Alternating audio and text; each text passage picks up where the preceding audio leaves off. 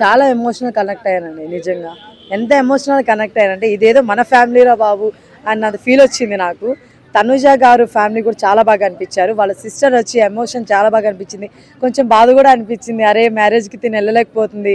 ఆ ఫీలింగ్ నిజంగా చాలా గట్టిగా అనిపించింది. మరి తనుజ గారికి ఇది ఒక బూస్ట్ అని చెప్పచ్చు మనం ఖచ్చితంగా. సో ఇది కాకుండా నెక్స్ట్ రిమోన్ పవన్ గారి అమ్మగారు కూడా వాళ్ళు కూడా రావడం జరుగుతుంది. సో అది కూడా చాలా క్యూట్ అనిపించింది. ఎందుకంటే రీతు గారిని సపోర్ట్ చేస్తుందని నేను అనుకోలేదు. సో తను తినిపించడం అవ్వచ్చు, తన్ని కేర్ తీసుకోవడం అవ్వచ్చు, అది చాలా క్యూట్ అనిపించింది. ఎందుకంటే తను వెనకేసుకో వచ్చింది. ఆ అమ్మాయి లాగా ఎవరు స్టాండ్ తీసుకోలేరు. నిజంగా చెప్తున్నా, అబ్బాయి గురించి అంత స్టాండ్ తీసుకున్నా మనం నామినేషన్ చేసేస్తాడు. అదేందో అర్థం కాదు, అది వేరే విషయం. బట్ ఎనీవే అది కూడా చాలా బాగా అనిపించింది. అండ్ నెక్స్ట్ మన సుమన్ శెట్టి గారు వాళ్ళ వైఫ్ కూడా వచ్చారనమాట. అది కూడా చాలా బాగా అనిపించింది, చాలా క్యూట్గా అనిపించింది. కాకపోతే దాంట్లో వాళ్ళ వైఫ్ అనేది తనుజ గారి గురించి చెప్పారనమాట. అది కొంచెం క్వశ్చన్ మార్క్ నాకు కూడా.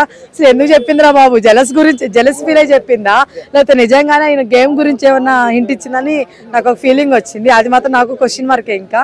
సో అట్లాగా. అండ్ నెక్స్ట్ వన్ వచ్చేసి మన సంజన గారు ఫ్యామిలీ వస్తున్నారండి. సో ఇది త్యాగం చేశారండి. ఇమ్మానుల్ గారు, కళ్యాణ్ గారు త్యాగం చేశారు. వాళ్ళకి ఇచ్చిన టైంలో కొంచెం టైంని వదిలేస్తే సంజన గారు ఫ్యామిలీని పిలుస్తా అన్నారు. సో వాళ్ళు ఆలోచించకుండా హెల్ప్ చేశారనమాట. నిజంగా వాళ్ళిద్దరు చాలా గ్రేట్ అనమాట. సంజన గారు ఫ్యామిలీ వస్తున్నారండి. నిజంగా చాలా క్యూట్ ఉండబోతుంది. ప్రోమో చూసాను, అదిరిపోయింది. ఇంక ఎపిసోడ్ చూస్తే ఇంకెలా ఉంటుంది చూడాలి మనం. నాకు ఇంతవరకు ఇన్ని సీజన్స్లో కూడా ప్రతి ఒక్క ఫ్యామిలీ కనెక్ట్ అవ్వడం మాత్రం ఈ సీజన్లోనే చూశానండి నేను. ఇది మాత్రం నిజం. ఇవి కొంచెం మార్చుకోవాలండి. ఫుల్ సపోర్ట్ అండి హౌస్లో నుంచి. దానికి ఎవ్వరు సపోర్ట్ చేయట్లేదంటే ఇంత అన్యాయం కదా. సో అది కరెక్ట్ కాదు. దాని తర్వాత పక్కన పెడితే ఈ మధ్య కొంచెం మంచిగా అనిపిస్తుంది కొంచెం. ఎందుకంటే దివ్య గారిని సేవ్ చేయడం కానీ, రీతు గారిని సేవ్ చేయడం కానీ, ఇప్పుడు ఎందుకో మళ్ళీ గేమ్లోకి వచ్చిందేమని నాకు అనిపిస్తుంది. సో అలానే ఆడితే చాలా బాగుంటుంది తనుజ గారు. ఇంక 2 వీక్స్ ఉంది, తప్పలేదు. ఈ 2 వీక్స్ కూడా మీరు ఆడి ఇంకా మంచి ఫ్యాన్స్ సంపాదించవచ్చు.